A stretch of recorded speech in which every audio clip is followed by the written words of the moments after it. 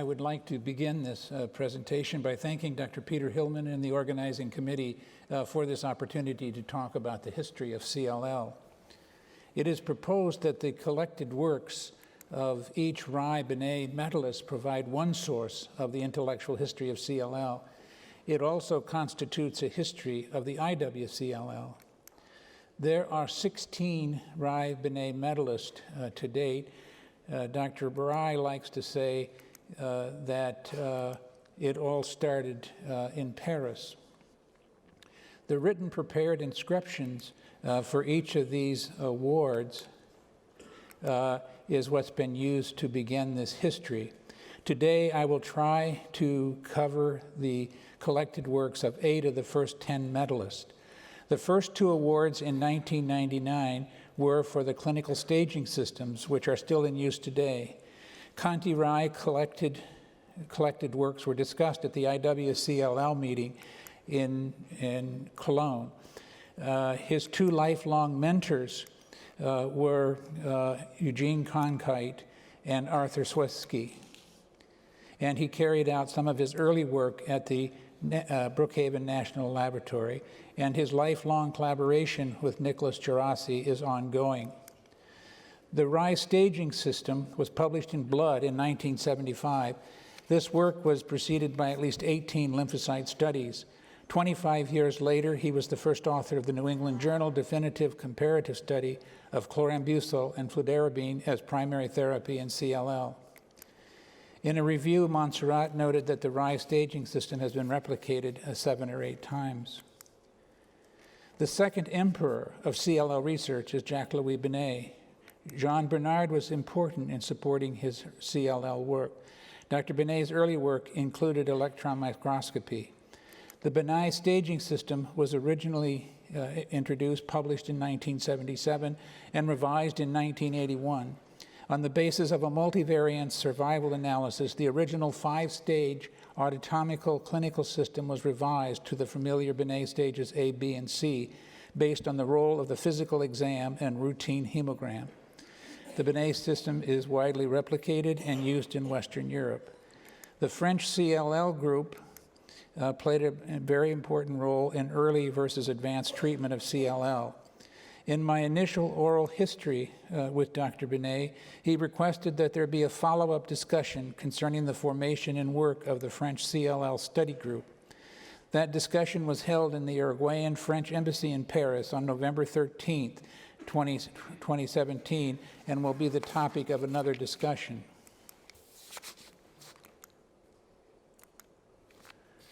The third medalist, 2002, Dr. Michael Keating, was for his work, his extensive and continuing work on fludarabine. In 2014, Michael Keating was honored as one of the founders of the Canadian CLL Conference. There are 5 major papers that deal with the introduction of fludarabine. There were cohorts of previously treated patients and cohorts of untreated patients with continuous increases in the number of patients being treated and followed at a single institution. The most remarkable observation was the rapid onset of the cytoreductive effect and a comparison of fludarabine with and without prednisone. The suppression of T-cell counts and the infectious disease patterns seen with the fludarabine-associated neutropenia were reported. The effects and types of the numbers of previous chemotherapy was also noted, as well as the effect of the bone marrow pattern on survival. There is also a series of patients from that time, early time, on the effect of MRD. It was first noted using 2-color flow cytometry, CD5 and CD19. Those are shown on the bottom 2, the figures on the bottom 2 of that slide. The evolution of FC and FCR followed and ends again with examining the role of MRD in terms of the number of cycles of FCR administered. And there is the finding of long-term negative MRD in FCR patients suggesting cure. The 4th and 5th medalists were presented to Nicholas Gerasi and Terry Hamlin in 2003 in Stresa for the discovery of the clinical importance of IGVH mutational status. I will briefly review the work of Gerasi first. An early paper with CLL research in 1978 was entitled Induction of In Vitro Differentiation and Immunoglobulin Synthesis of Human Leukemic B Lymphocytes. An extensive list of stimulating agents were employed: pokeweed mitogen, LPS, PHA, Con-A, Nocardia extracts, and allogeneic T cells. The figure shown was used as conceptually in many of these experiments. The patterns observed were variable, and a T cell helper defect was demonstrated. This is really a crash course in basic B cell immunology with a special application to the CLL lymphocyte. The Percol density gradient-based fractionation of the human palatine tonsil in search for the normal counterpart of the CLL cell of origin, followed with extensive immunophenotyping and functional assays. I had not realized how much effort had been put into this endeavor. We must now turn to the basic CD38 assay and its correlation with the IGVH mutational status. On the lower left, you see the plot of CD5 versus CD38, and you see on the right side the distribution of with the 30% cutoff. After the basic correlation on the left side of the mutational status, with the mutated being on the top and the CD38 also in the same graph, that data was reanalyzed with intermediate risk CLL patients, and the prognostic difference was again noted.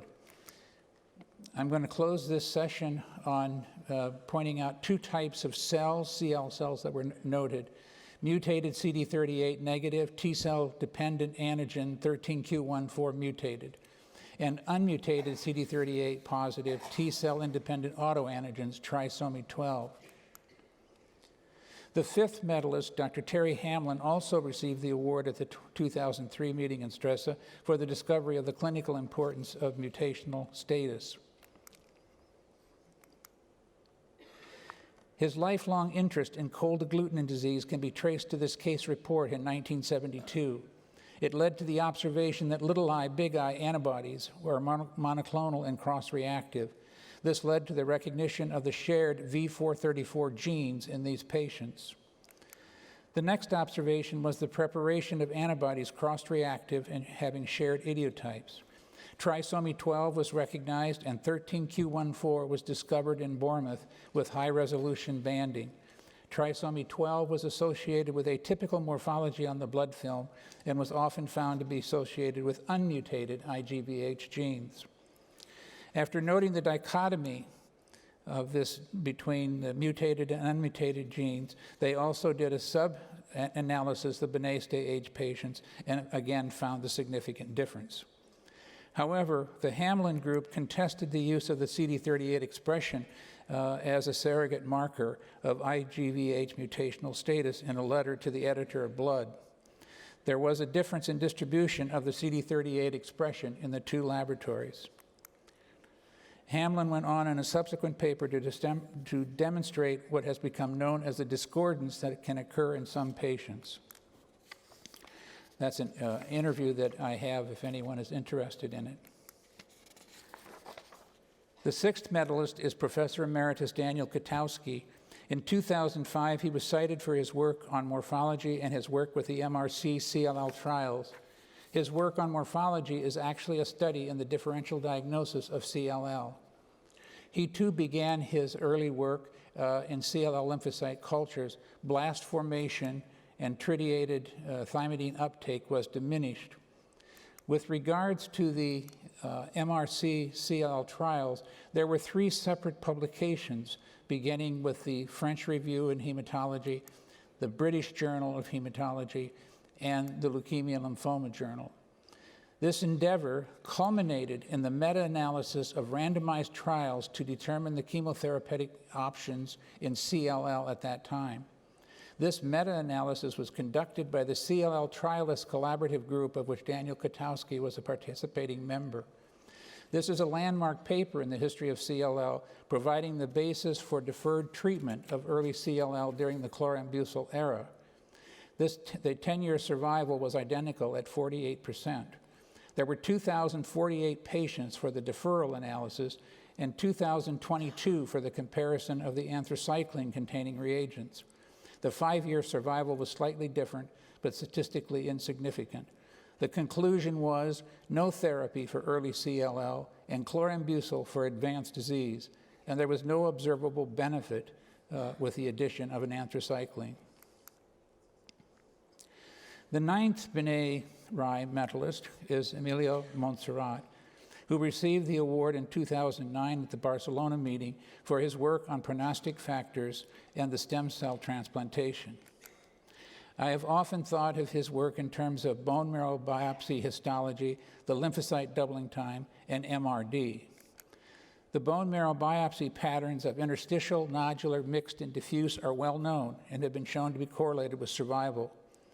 Montserrat rediscovered the lymphocyte doubling time from the work of David Galton and gave it its clinical significance that it has today. The lymphocyte doubling time is based on 12 months or less and correlates with the overall survival. And I also want to bring to your attention a 1995 New England Journal Review article on CLL. A bone marrow biopsy, H&E, of interstitial and diffuse involvement for the whole world to see.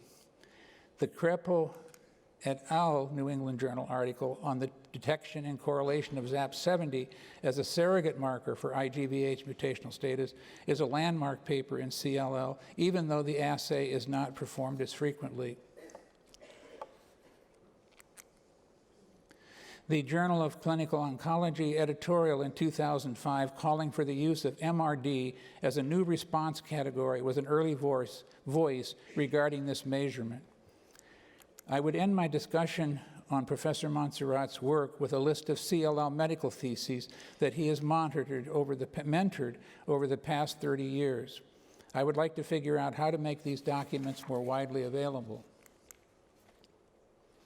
Our final B'nai Rye medalist, Guillermo de Guerrero, was awarded the 10th medal at the Houston meeting in 2011 in recognition for his lifelong work in the French CLL trials and for his early insight into the biology of the CLL BCR repertoire before it was widely appreciated.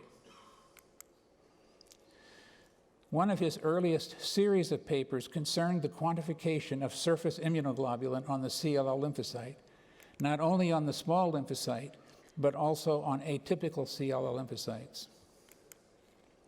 We will address the B'nai staging system a second time. The survival of the whole cohort is shown in the center.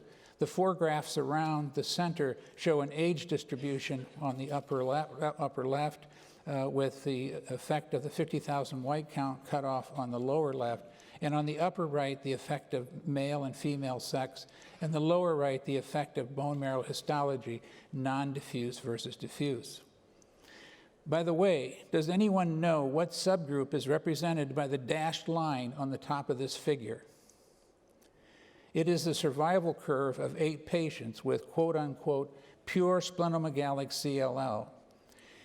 In the 1981 revision, we see a new prognostic classification of CLL derived from a multivariant analysis. Along the left side of this figure, you can see the 3 staging systems that were in existence and were reviewed: the original B'nai, the Rye, and a report by Rundles. Yes, it was decided that 5 subgroups were too complicated, and the revised model was applied both to a retrospective cohort and a prospective cohort, giving rise to the 3 well-known ABC groups now currently recognized.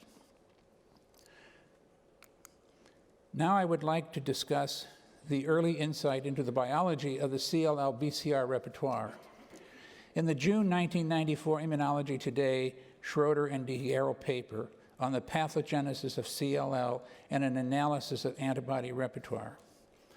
The first figure, the first piece, concerns a comparison of fetal, cord blood, and CLL VH gene families, CDR links, and JH gene segments. It was concluded that CLL immunoglobulin genes, even though they often coded for an autoantibody, represents an adult B-cell repertoire and is not part of the fetal B-cell repertoire. and that the adult CLL repertoire may be enhanced due to antigen stimulation. This interpretation was based upon a large analysis of 19 published CLL B-cell studies containing 189 VH gene family transcripts. In 75 of these transcripts, either the identity of the germline was known or the actual sequence was reported.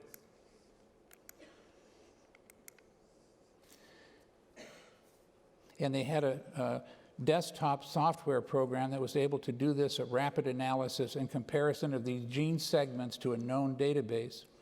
Of the 75 gene V sequences, 39 were germline and 36 were mutated.